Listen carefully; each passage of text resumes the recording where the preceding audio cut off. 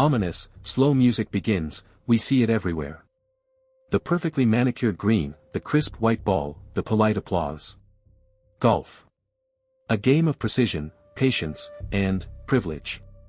But behind every clean swing and every quiet course lies a history that isn't so clean. And the biggest question of all, why 18 holes? Not 15. Not 20. 18. The most famous story, the one whispered in clubhouses from St. Andrews to Pebble Beach, takes us back to the misty highlands of 18th century Scotland. The birthplace of the game. The legend says that the rule of 18 holes was decided not by a committee, but by a single bottle of Scotch whiskey. The story goes that the early golfers at St. Andrews, the mecca of golf, would take a flask of whiskey with them for the round. They'd have a wee dram, a small shot, at each tee to warm their bones against the biting Scottish wind. A standard bottle of Scotch, you see, held exactly enough for 18 shots. When the bottle was empty, the game was over. 18 shots, 18 holes. It's a fantastic story, isn't it? It paints a picture of rugged, hard-drinking Scotsmen inventing a gentleman's game in the most ungentlemanly way. It's the perfect, dirty origin story. Pause, and it is a complete and utter lie. Welcome, my friends, to the Dark Trivia Hunter. Today, we peel back the myth to find the cold, hard, and frankly, much more boring truth behind golf's 18 holes. The real story doesn't involve a bottle of whiskey. It involves bad urban planning and simple arithmetic. Our journey takes us to the year 1764. The place, St. Andrews, Scotland. The legendary course, now known as the Old Course, didn't have 18 holes. For the longest time, it had 22. It was a strange layout. 11 holes going out from the clubhouse to the edge of the property, and the same 11 holes played in reverse coming back in. A total of 22. But the members of the Royal and Ancient Golf Club, the sport's governing body, thought some of the first few holes were too short and not challenging enough. So, on October 4, 1764, they made a decision.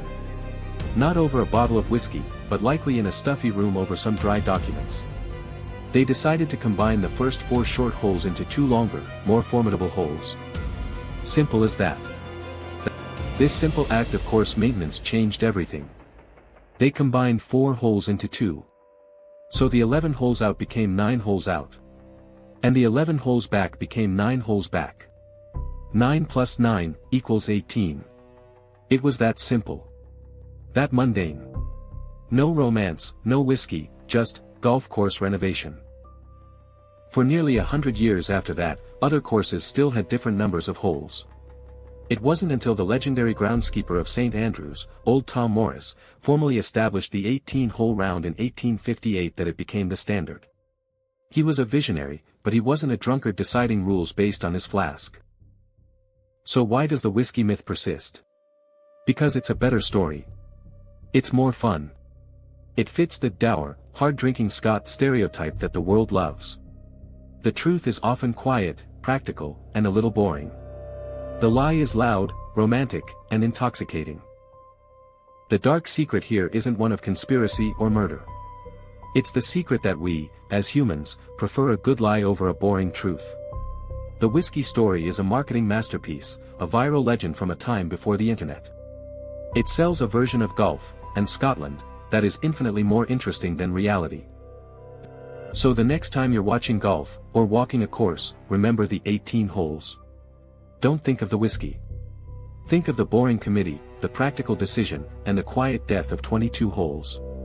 Because sometimes, the most shocking truth, is how mundane it really is.